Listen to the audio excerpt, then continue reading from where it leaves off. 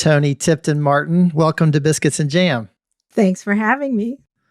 It's fun to be here. So Toni, where am I reaching you right now? Are you at home? Are you on the road? I'm at home in my closet studio.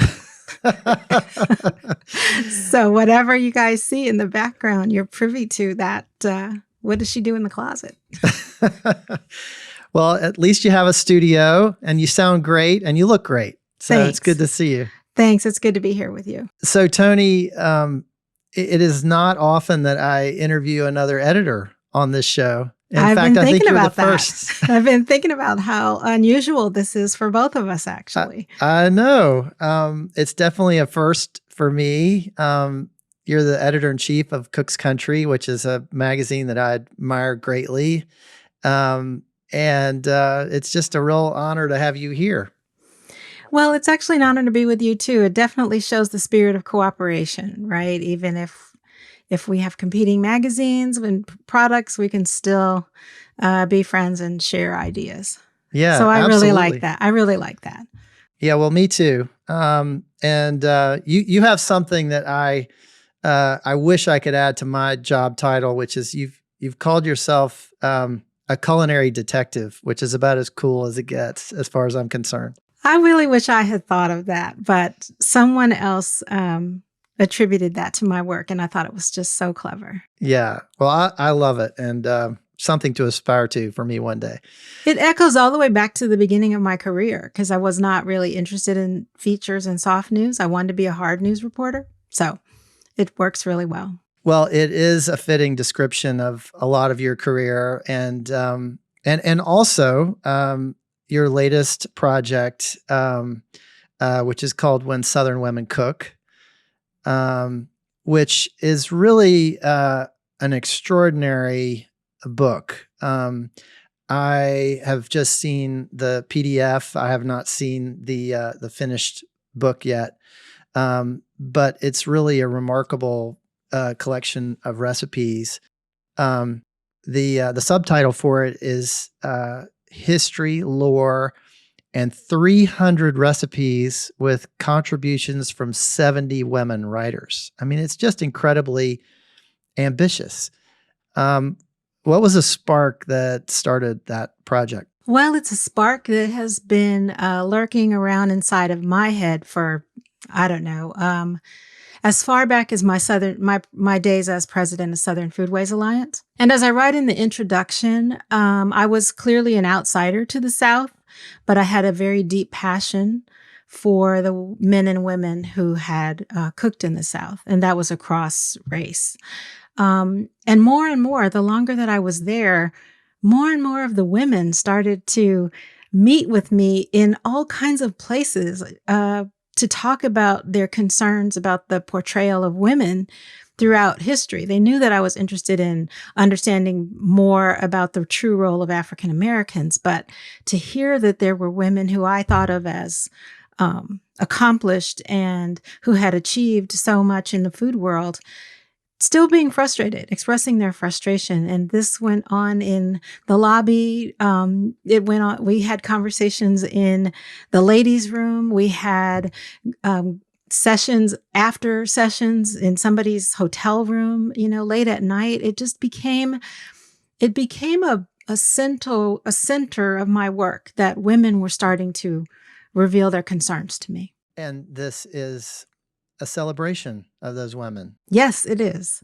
It is. My work, generally speaking, stems also from having children who were educated in the public school system and realizing that so often the history that is told from a male paternalistic point of view. And so my kids would sit in these suburban classrooms, and the first point of history is the colonization of America and, of course, enslavement. And there were my kids not hearing anything positive.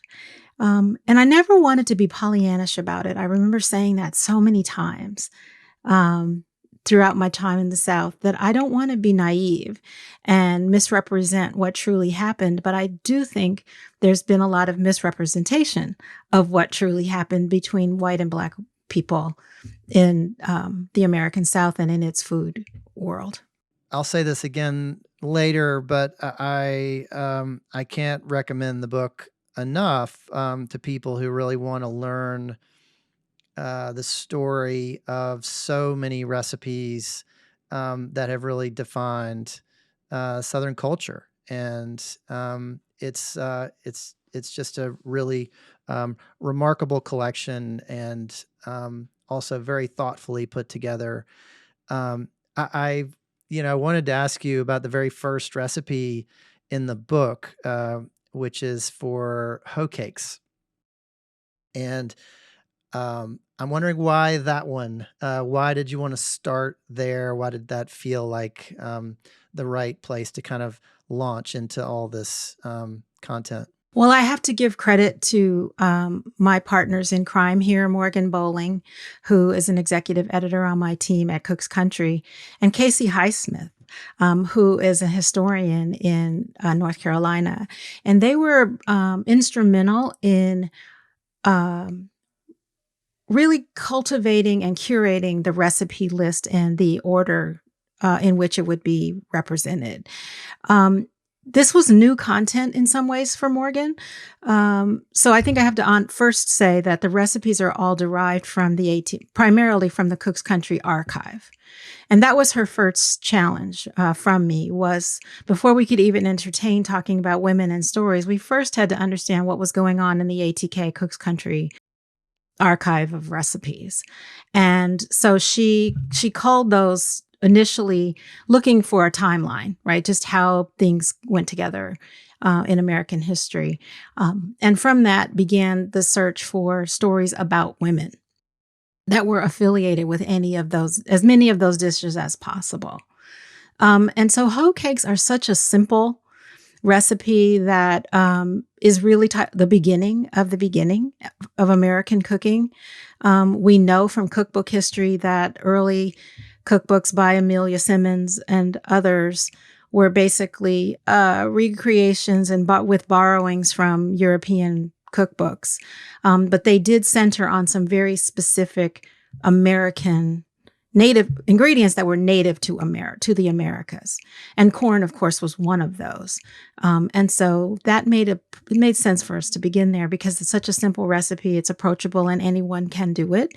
And from that recipe, you're able to see a lineage of other cornbread-based dishes that change shape and scope depending upon one's pantry and access to eggs and milk and other essential ingredients, wheat flour.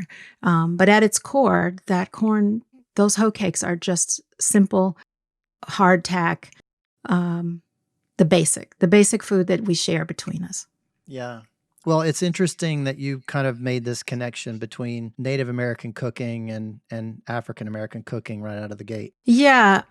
So we had the most fun in North Carolina at the Terra Vita Festival several years ago. And a couple of the women who are contributors to the book were on a panel with me. And we were talking about cornbread as the ultimate unifier, because almost every culture has some way that they interpret that first set of ingredients, cornmeal and water. And the talk that we gave looked at the cultures, and we also served the breads of those cultures as part of the conversation, so that after each one of us spoke, you'd really get an interpretation of what does it mean when a Latinx woman makes her cornbread, whatever she calls it. What does it mean when I make it? How is it when Melinda Lowry makes it as a Lumbee Indian? And ultimately, as Ronnie Lundy points out, how is it made in an Appalachian woman's household? And it was just a fascinating experience to be able to share that with the attendees in that session. I will go on quickly to say that the whole session sprung from an activity that I created years and years ago for use with my nonprofit. And I wanted people to really dig in and understand the nuances of how we could be so much alike and so different. So starting just with the idea that you can have a pan and cornmeal and a liquid. I put together a table exercise where participants in a workshop were given all kinds of choices of ingredients that they would make. So you start with a little plastic baggie, which is your bowl, your mixing bowl. And you put a sticker on according to your pan choice. Is it a square pan, a metal pan, a glass pan, a cast iron skillet? So you chose your appropriate sticker. And then you walk down 2 sides of banquet tables. So 16 feet worth of selections. There were the dry ingredients, the liquid ingredients, the dairy, and then all of these the sweeteners, and of course the miscellaneous things. And at the end, everyone comes back and talks about what's in their bag. And did you put jalapenos? Did you put sugar? Did you put honey? Did you put molasses? How about sorghum? How about nuttin? How about wheat flour? How about masa? Like it was so much fun and such a great way to equalize for us. Ultimately, the goal that I've had all along, which is to show the way that food unifies us. What a cool exercise. What a cool thing to do. And to, have people get their hands into it, and see what they come up with. And it just sounds like must have yielded some very interesting conversation. Well, as a cook, right, we think in terms of someone invites you to come in, they want to see a demo, right? But I wanted this to be participatory. And so we ran it a couple of times. We ran it at IACP, International Association of Culinary Professionals, and everyone had to wait outside the door, as they generally do for the session. And the door monitors give them instructions. No talking, just go through the line, pick up. The instructions are all right there for you. And by the time they get to the front of the line, they aren't paying attention to the rules. They're talking to each other. They're wondering what's in your bag, what's in your pot. And they have so much fun sharing, right? And it removes all of that stigma. One of the women who spoke that day, or a man, I don't recall, said, I'm not from this country because this is an international organization. And so we don't consume that. And it was a fascinating experience for him to just go through, or her, and decide what sounded good to them. And this person was really happy to share that. There were others who shared that sugar, as Ronnie and I have debated, doesn't belong in cornbread, and they were willing to stand firm on that. The age-old debate. Yes. That's right. That's right. So it was just so neutralizing. It was an extension of everything we tried to achieve over those 3 days at Southern Foodways Alliance. I could have the immediate gratification of seeing the impact, right? Over the course of those 3 days, we knew people were changed, but when they left, we weren't always sure the impact in their lives. We knew something had impacted them through the process as it was created, where you learn something new about a culture you think you know. Then you are confined to a meal with people you don't know, with this new information that is challenging you in some way. And everybody goes home as friends at the end. And I wanted desperately to see what else happens after that. And this exercise let me do that. Well, I want to come back to the book in a minute. But first, I'd just love to hear a little bit about your background. You grew up in Los Angeles? I did. I do have some Southern because it's Southern California. Okay. Yeah. But it's so interesting for someone who's written as much as you have about Southern food.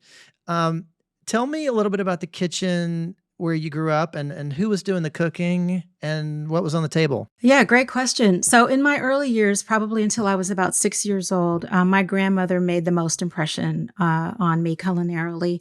We lived in the house with her as my parents were saving to buy their first home. And they were very aspirational. They didn't just want to live in the neighborhood where all of the people of the city were sort of confined by redlining and other practices at the city level. They aspired to live beyond that. And so they were saving their money, and we lived with my grandmother, Nanny, for some years in my early life. And she was an amazing cook. She was also a professional cook. And we often heard of her as referred to as a chef. She was the chef at the Wilshire Ebell Theater, or she was the chef at what was Macy's, the precursor to Macy's in LA. And there were lots of Southern emblems on the table. We just didn't know that they had any kind of designation. So she made amazing red beans and rice and fried fish. So you did grow up with So I grew with some of those. Yeah, on the table. Cornmeal, cornbreads for sure.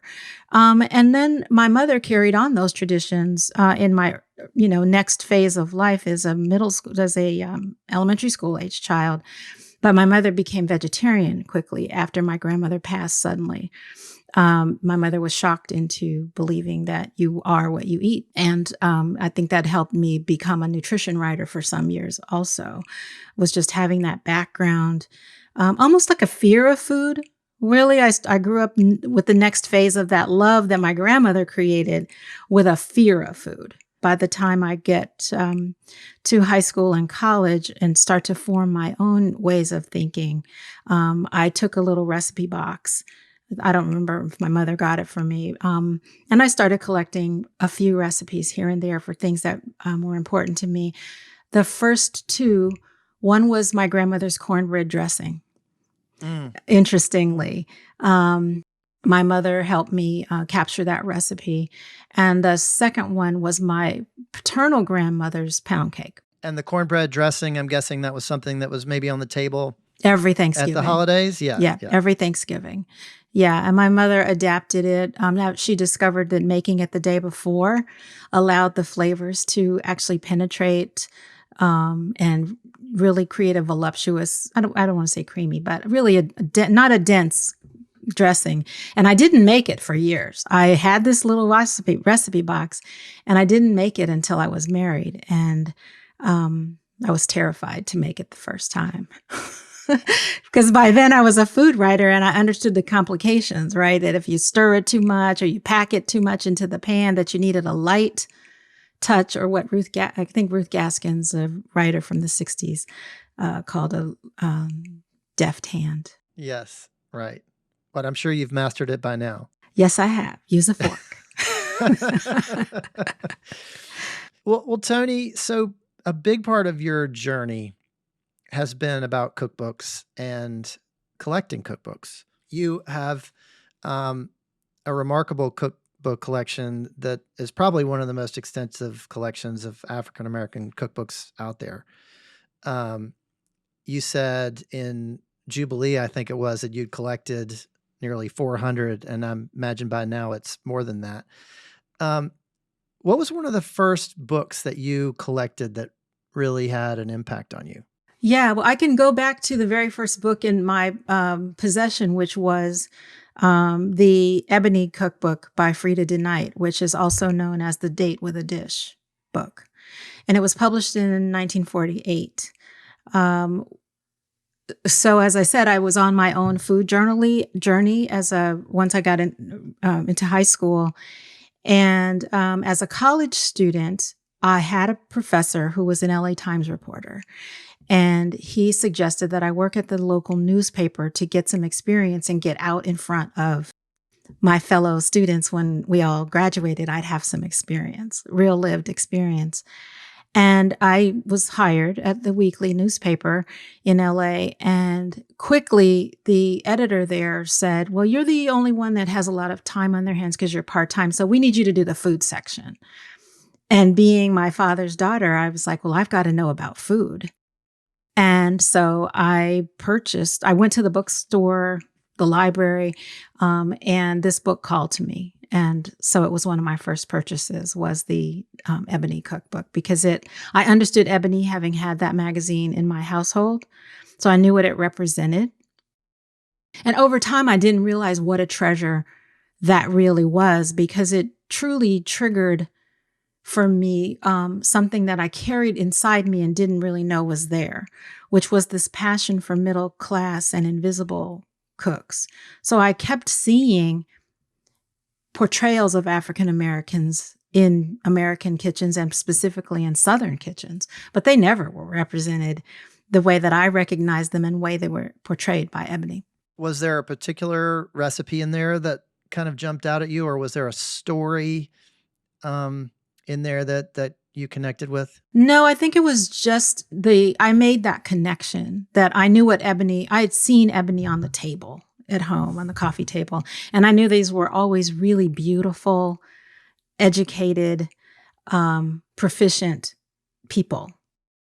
And that just was such a contradiction to all of the portrayals of the plantation mammy and the servant class, that it was more about the people, which has truly been my orientation, even though I am editor-in-chief of a food magazine. And I was trained at newspapers in the food section. But at my core, I'm a storyteller. I'm in pursuit of righting the wrongs that have been done to humans, not recipes.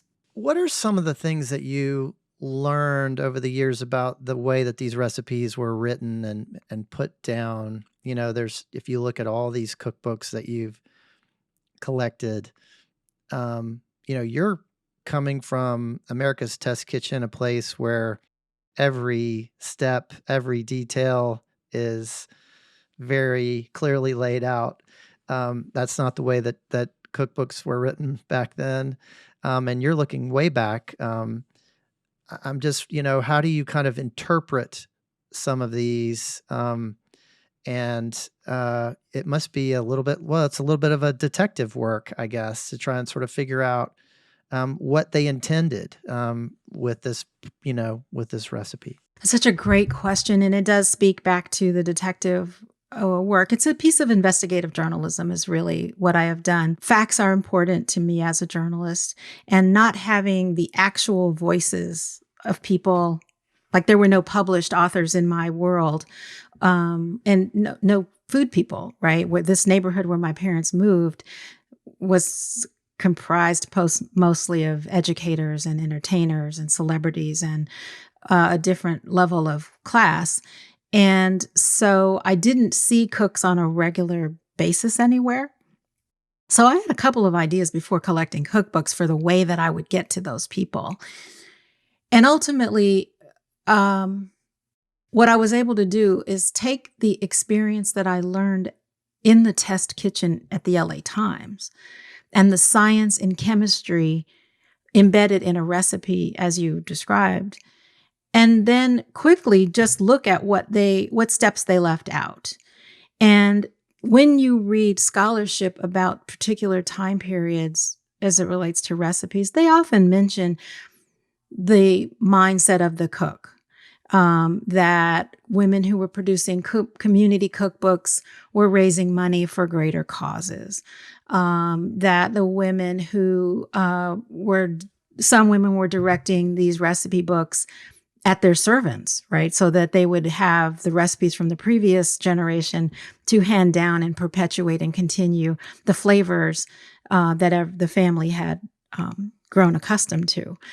And there were those who felt that as people who were training up the next generation of workers, that trainer class had the understanding of the methodology. So they could say, make a cake in the usual way in a recipe or make a stock, and they didn't have to go any further than that because everyone who would be doing that work would have understood that. So it required me not having that expertise to find legitimate and accurate sources for not only the representation of the African Americans who held the knowledge but didn't deliver all of it, but for the modern cook that has little knowledge in some ways and needed for those gaps to be filled in. And I did not want them to all be viewed through me and how I would make the cake.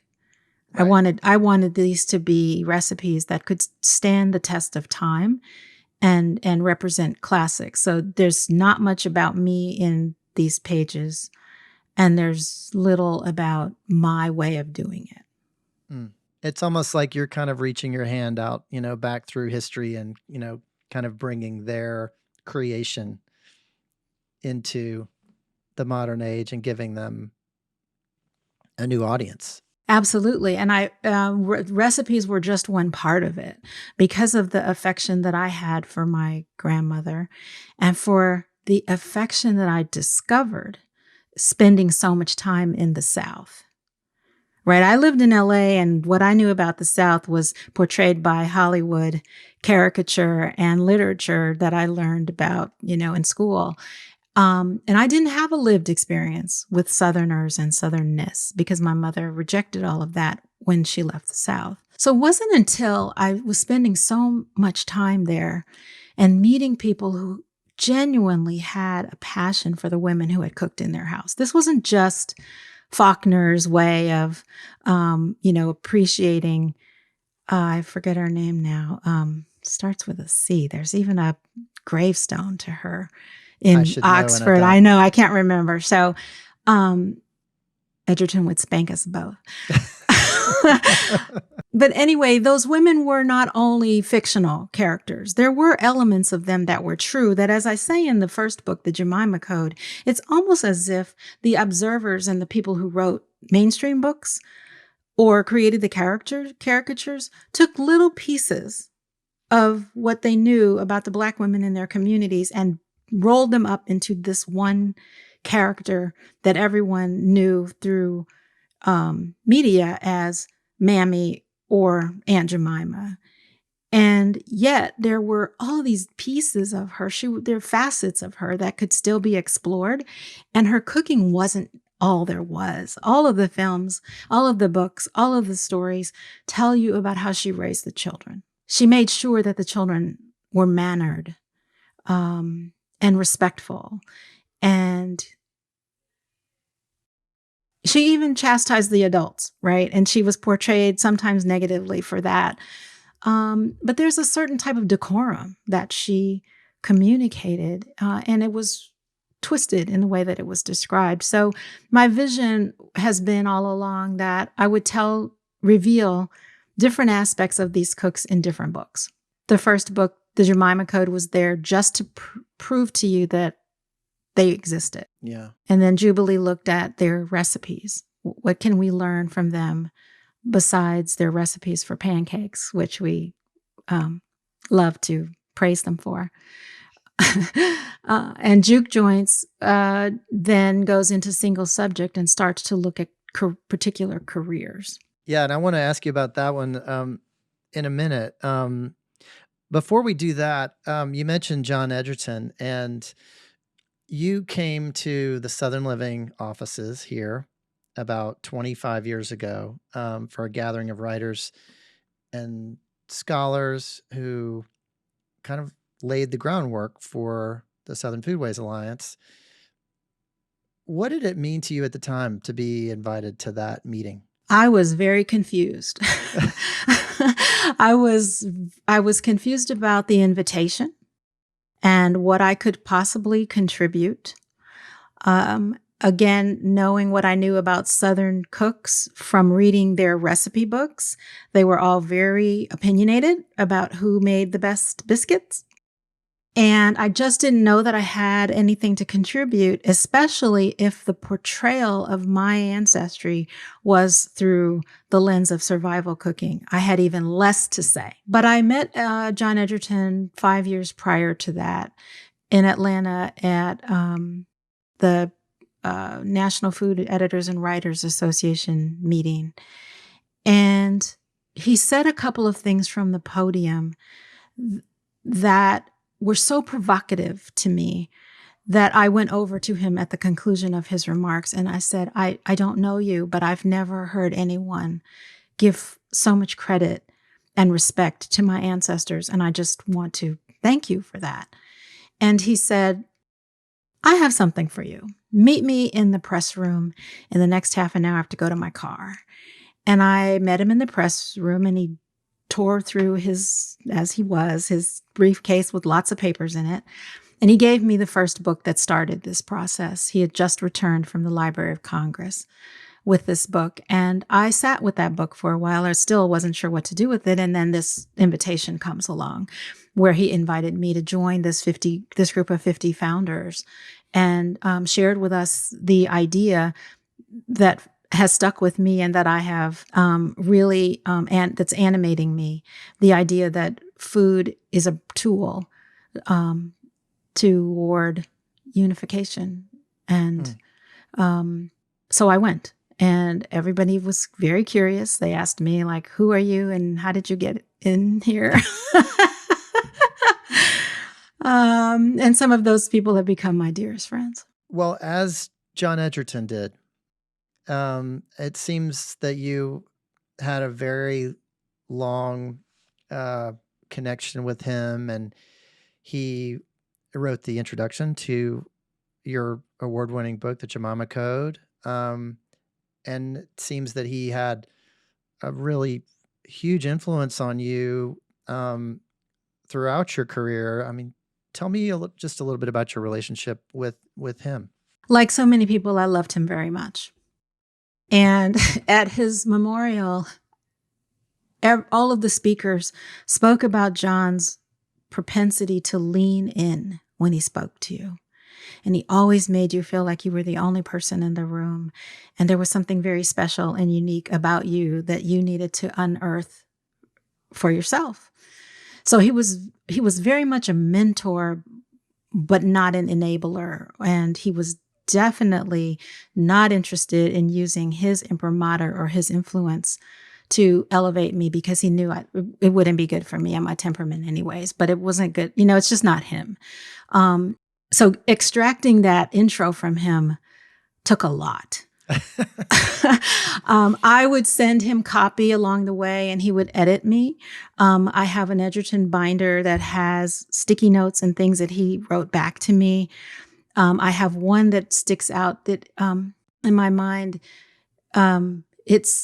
he wrote, "Look what I found." And it's some notes that I needed to know for whatever I was researching. And so being a Southern sage, he had an intimacy and a knowledge of the South that helped me shape what I was learning.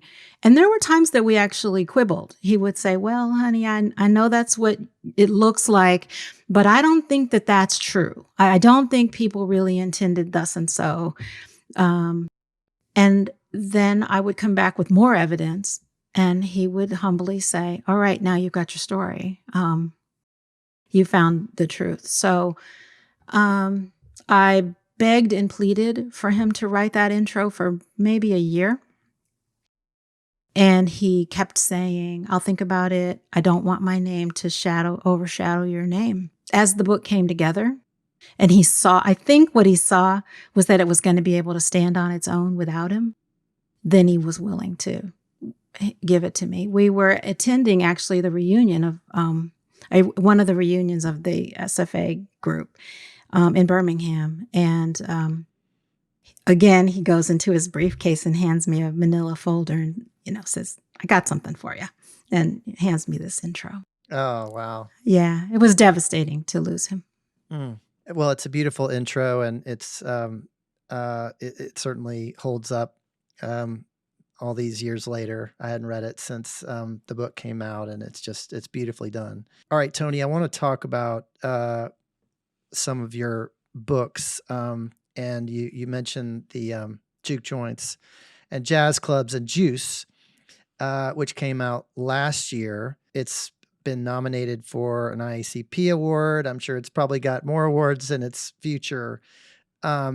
What's a discovery that you made in researching that book that was particularly exciting to you? Oh, there were so many. But one of the primary surprises to me was to first discover not just that African Americans in the 18th century had been store owners, shopkeepers, restaurateurs. They had owned businesses, but that there were some of those merchants that had inventories that were extremely high value. I didn't take time to understand the business of that era. I left that for the next generation to study. But it was fascinating to me to discover a couple of these men who owned these incredible stores in the North, where there were luxury goods on the shelves, beautiful Madeiras and wines and lobster and all kinds of caviar, I believe. But there was an element of excellence and elegance within this community of sales folks. But what was even more fun was to learn that one of them handed to the next generation the business to his daughter.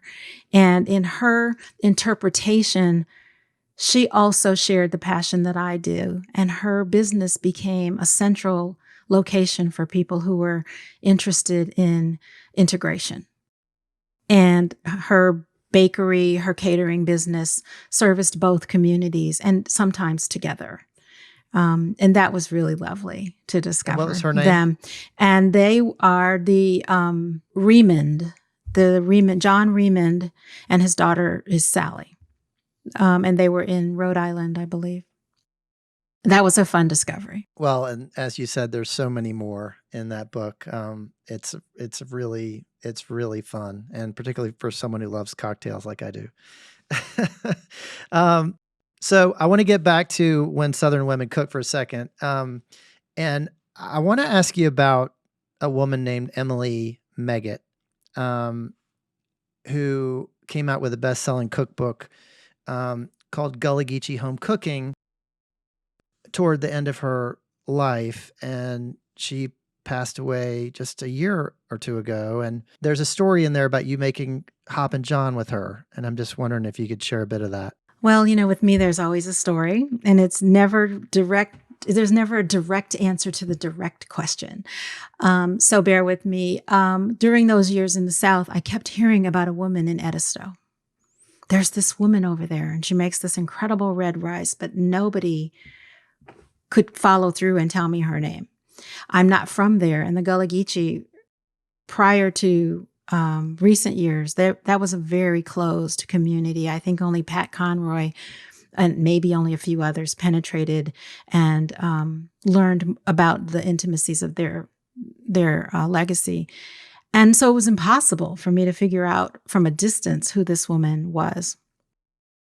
And several years ago, in the relationship that I developed with BJ Dennis, who is a chef, caterer, and carrier of the Gullah Geechee food culture, he mentioned her to me.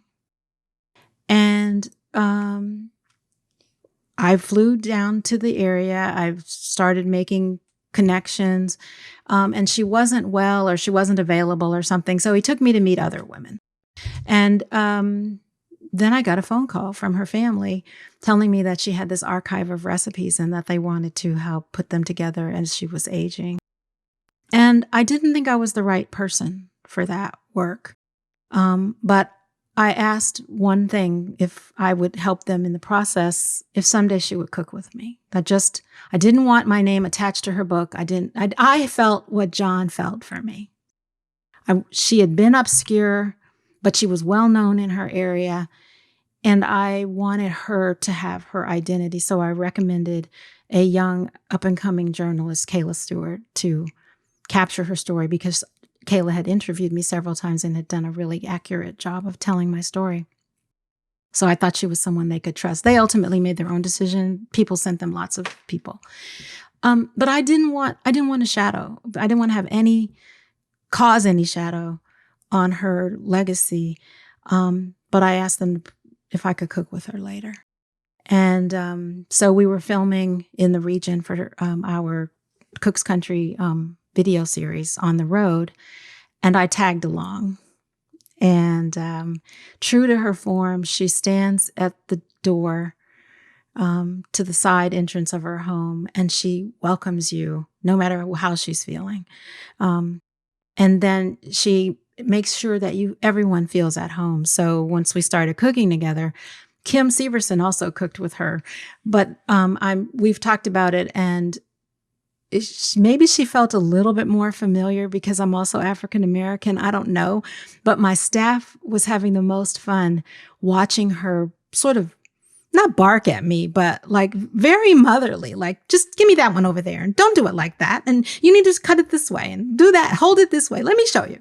And, she's in the sink with you, and it was very maternalistic. And at the end, after we've created the meal together, We sat together and she said grace over the meal. And I wept. I just could not keep myself together because other than the women that I knew through Southern Foodways Alliance, like Verda Mae Grosvenor, the noted authors, Verda Mae, Leah Chase, Edna Lewis, who are amazing women. But Emily Meggett was an on-the-ground representation of the women I have been looking for all along. And so she also has a very special place in my heart. I want to ask you about one more recipe, and it's something called porter plum pudding layer cake, which is a mouthful. And we're having an event in December called Illumination Charleston, and you're going to come to the event, which I'm very excited about, and talk about this recipe. And the event is kind of a kickoff for the holidays in the Low Country, and this cake is a showstopper. I mean, it's the kind of thing that you would bring out on a very special occasion like the holidays. Tell me a little bit about the story behind this one and your connection to it. Well, this is one of the instances where Morgan, my executive editor, and I came together with a shared passion to tell a true story. This recipe began as a reference to a recipe in St. Louis. It's a very familiar recipe, Jefferson Davis pie, which is basically a raisin based. Really? It's called Jefferson Davis pie? Oh, yeah. And so we had it in our archive, again, as Morgan's going through all of this stuff, and we had this in the archive, and she does a little research and finds out that a newspaper, shortly after this recipe comes out in the 40s or whenever it was, the mistress of the house acknowledges that the caterer, the woman who makes this recipe, just didn't have, she didn't have a name for this raisin pie, but everybody was making raisin pie at the time. And so the mistress names it Jefferson Davis pie. And she does something that was really important to me, which is part of my work, which is she names the cook. So it really stuck in Morgan's craw. She was just wanting me to, run it in the magazine and give the credit back to the real woman who deserved the name of this pie. But this is a colossally old-fashioned pie. If you think about pecan pie, which everybody loves, and fruit cake, like raisins were a really important commodity at a point in history. So we can see why people would have made a pie this way. But today there was no way we even tried. We had the test cooks at Cook's Country remake it with their wisdom, right? How would you update this? What would you do to improve it?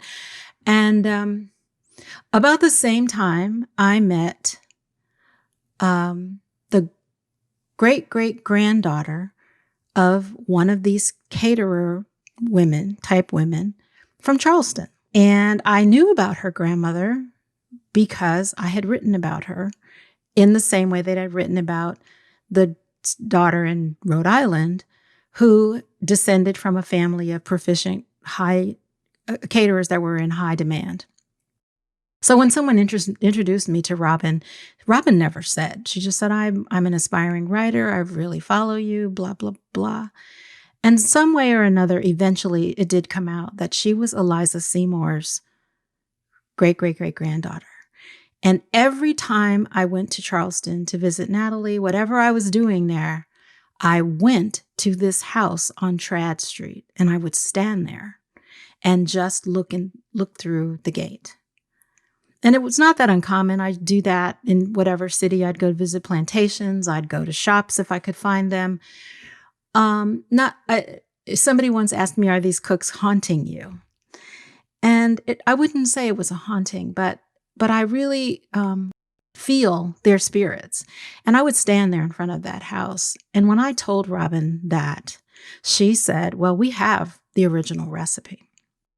And it turns out it wasn't a pie. It was a plum pudding. would be more like what you would call it, an Old English steamed pudding. So we went back to the test kitchen and Morgan said, I got it. It's like carrot cake.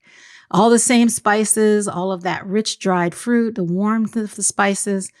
And out we came with this spectacularly beautiful cake that, as you say, is definitely a showstopper and intended to be the centerpiece of a holiday table.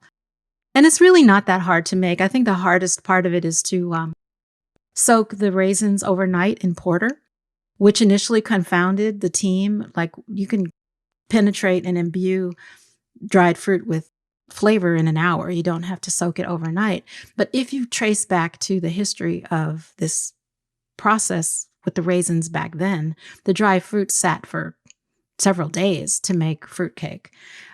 Lastly, the other element here is that I think what Robin started to tell me was about the porter company that had made, the beer company that had made a porter in her name using those same warm spices. So that was the initial trigger, was like, oh, well, maybe I can do a story about them and they valued her and it's still not about me. And ultimately, Morgan took care of it for me. Well, it's a stunner of a cake, and it's a beautiful looking thing, as folks will see when they buy your book.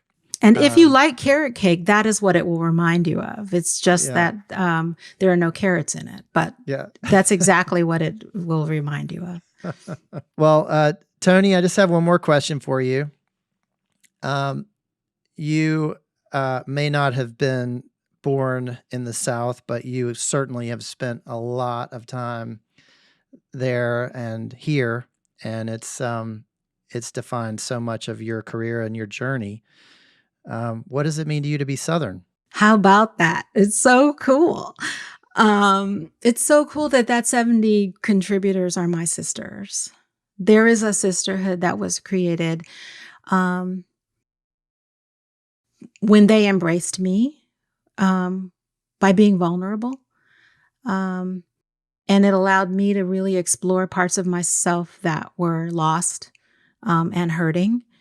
In those early years, I wouldn't participate in some of the activities that SFA conducted. Like, there's a pimento cheese book and I wouldn't add a recipe or deviled eggs or something because I just didn't feel like I was Southern and that my recipe would seem different than what everyone was looking for. And now I understand that being Southern is a hybrid. It's a state of mind, as Morgan says in her introduction to this book, because the region is so vast and so diverse that Texas is a portion of the South as much as Florida is. And yet they have their own unique identities too. And so it's given me the comfort to know that I can be from Southern California, but I can also express my love for a region and for a people, and try to do my part to give them back the dignity that has been robbed from them from people who seek to divide us in order to maintain power and economic superiority. If we all came together, we would outnumber that class. And they know that. And so this work, ultimately, as a self-taught historian, I read so much about American history and Southern history and women's history and food history. And that was the thought that I maintained the entire time, was someone doesn't want us to be together.